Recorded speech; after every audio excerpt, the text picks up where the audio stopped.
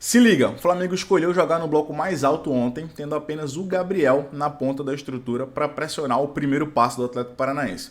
Isso significou que no primeiro passe, na fase inicial de construção do Atlético Paranaense, a equipe da casa ela tem uma situação de 3 contra 1. Então eram os dois centrais mais o goleiro contra o Gabriel para esse primeiro passe. Então o Flamengo escolheu perder um pouco de pressão para esse primeiro passe do Atlético Paranaense, mas ganhar uma proteção maior do corredor central. Então era um bloco mais alto, mais posicional e menos pressionante. E a ideia aqui era de fato dar para o Atlético Paranaense superioridade numérica no primeiro passe, mas impedir a entrada da bola no corredor central, nas costas de Arrascaeta e Everton Ribeiro. Então, esse era o plano inicial. O que é que o Atlético Paranaense fez para conseguir ter bola no corredor central? Ele fez isso que a gente vai ver aqui. O tripé do Atlético Paranaense era composto por Fernandinho e outros dois médios-centros. O Atlético Paranaense fez uma dinâmica de troca entre os outros dois médios-centros. Quando um baixava, o outro ocupava um pouco mais a profundidade, mas o entrelinhas do Flamengo, quase como um 10, e isso fazia com que o Vitor Hugo definisse subir pressão no Fernandinho. Então, o Christian ganhava as costas do Vitor Hugo, entrava como um 10, o Eric baixava, e era a oposição do Gerson, e isso fazia com que o Vitor Hugo se sentisse confortável para definir o Fernandinho como seu opositor. Eu vou dar play aqui, e a gente vai ver que na circulação do Atlético Paranaense vai haver uma troca. O Eric vai afundar e o Christian vai baixar. Então a gente vai ver que o Eric já saiu até do frame, o passe entrou no Thiago Heleno, e a gente vê que o outro médio aqui apareceu. Acho até que é o Christian, não tenho certeza se é ele, mas acho que é ele sim.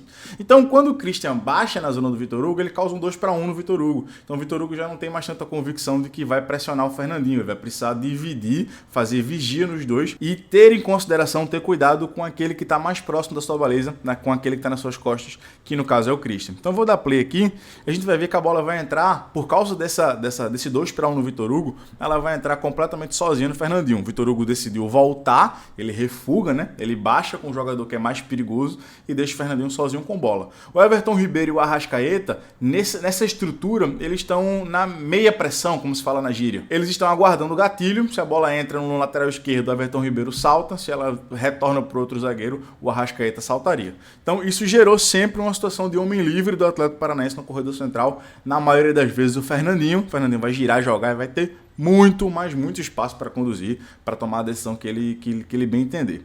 O São Paulo alterou essa dinâmica no segundo tempo. A primeira condicionante é o placar a favor, que possibilita o Flamengo jogar num bloco médio-alto, né, mas não tão alto como foi no primeiro tempo. E num bloco médio-alto houve alguns ajustes, né? Então vou dar play aqui. O primeiro ajuste é que o Everton Ribeiro vai saltar no lateral esquerdo como antes ele saltou, mas o Arrascaeta, do lado contrário, ele não encaixa mais no zagueiro como a gente viu que ele encaixaria. Ele encaixa um degrau mais para baixo em um desses médios, libera o Gerson e facilita a definição do Vitor Hugo no Fernandinho. Então eu vou dar play e a gente vai ver que isso impede a bola entrar tão facilmente no Fernandinho. Outro ajuste que aconteceu é que no corredor lateral o Flamengo decidiu fazer com que os laterais batessem mais alto, né? Então o Wesley bateu mais alto no Canóbio e do lado contrário o Ayrton Lucas também bateu mais alto no Kelvin, né? Então vou dar play aqui. O Canóbio vai jogar para trás. Ó, então o Everton Ribeiro saltou. Ela vai rodar e o Fernandinho está completamente marcado pelo Vitor Hugo. A bola não tem como entrar nele. O Thiago Heleno vai circular a bola e a gente vai ver o Everton Ribeiro fazendo um movimento que antes era do Arrascaeta pelo lado contrário. Então o Everton Ribeiro baixa no médio, então ele faz o encaixe de volta aqui nesse médio.